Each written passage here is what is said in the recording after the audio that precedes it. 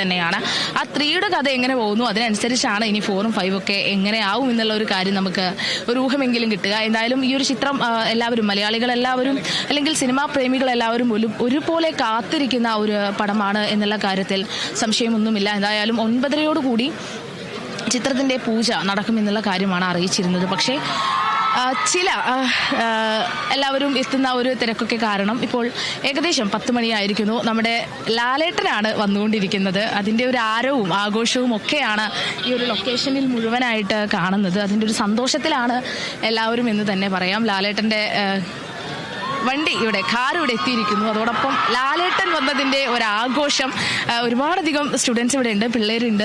അവരെല്ലാവരും ആ ഒരു ആഘോഷത്തിലാണ്. എല്ലാവരും മോഹൻലാൽ സാറിനെ കണ്ട ഒരു സന്തോഷത്തിലാണ് എന്നുള്ളതാണ് മറ്റൊരു കാര്യം. എന്തായാലും ആഘോഷവും ആരവവും ഒക്കെയായി ദൃശ്യം 3യുടെ പൂജയാണ് ഇന്നിവിടെ നടക്കുന്നത്. ഇനി കുറച്ച് കാലം ഈ ഒരു ഷൂട്ടിംഗ് എല്ലാം തീർന്ന ചിത്രം ഇറങ്ങുന്ന ആ ഒരു സമയം എന്നുള്ളതാണ് കാത്തിരിപ്പ് എന്ന് പറയുന്നത്. എന്തായാലും പ്രിയപ്പെട്ട മോഹൻലാൽ സാർ ഇവിടെ എത്തിയിരിക്കുന്നു. സാറിന് കൂടെ നിൽക്കുന്നത് സാറിന്റെ അടുപ്പമുള്ളവരും ചിത്രത്തിന്റെ അണിയറ പ്രവർത്തകരും. നേരത്തെ ആന്റണി പെരുമ്പാവൂർ പറഞ്ഞതുപോലെ തന്നെ കുറേ കാലങ്ങളായിട്ട് മോഹൻലാൽ സാറിന്റെ കൂടെ പ്രവർത്തിക്കുന്ന ഒരാൾ, അത്രയും സന്തോഷത്തോടെ അദ്ദേഹത്തിന്റെ എല്ലാ ഉയർച്ചയും നോക്കിക്കാണുന്ന ഒരാൾ. ആ ഒരാളും നേരത്തെ ആന്റണി പെരുമ്പാവൂർ സാർ എന്നാണ് പറഞ്ഞത്. വളരെ സന്തോഷമുണ്ട് അവാർഡ് കിട്ടിയ ഒരു കാര്യം എന്ന് പറയുന്നത്. അതോടൊപ്പം തന്നെ ഏത് ലൊക്കേഷൻ ആണെങ്കിലും അല്ലെങ്കിൽ ഏത് സിനിമയുടെ അണിയറ അല്ലെങ്കിൽ അണിയറ പ്രവർത്തകർക്കൊപ്പവും നമ്മൾ വളരെ മനോഹരമായി കാണുന്ന ഒരാൾ കൂടിയാണ് മോഹൻലാൽ സാറിന്റെ കൂടെയുള്ള ഒരാൾ കൂടിയാണ് ആന്റണി പെരുമ്പാവൂർ സാർ. എന്തായാലും ലാലേട്ടൻ ഇവിടെ എത്തിയിട്ടുണ്ട്. അതിന്റെ ഒരു സന്തോഷം തന്നെയാണ് ഇവിടെയുള്ള എല്ലാവർക്കും ഉള്ളത്.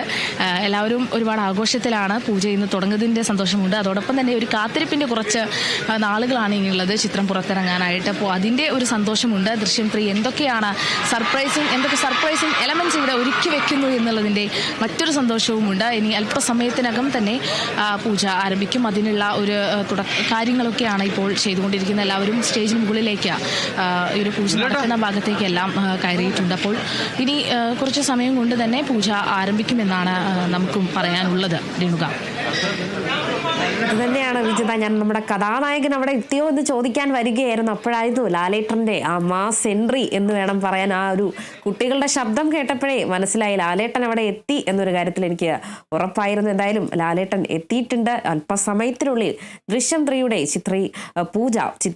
ചിത്രത്തിന്റെ പൂജയിലേക്ക് കടക്കുകയാണ്. ഇപ്പോൾ ആന്റണി പെരുമ്പാവൂരും അതോടൊപ്പം തന്നെ ലാലേട്ടനും ജിത്തു ജോസഫ് അടക്കമുള്ളവർ ആ വേദിയിലുണ്ട്.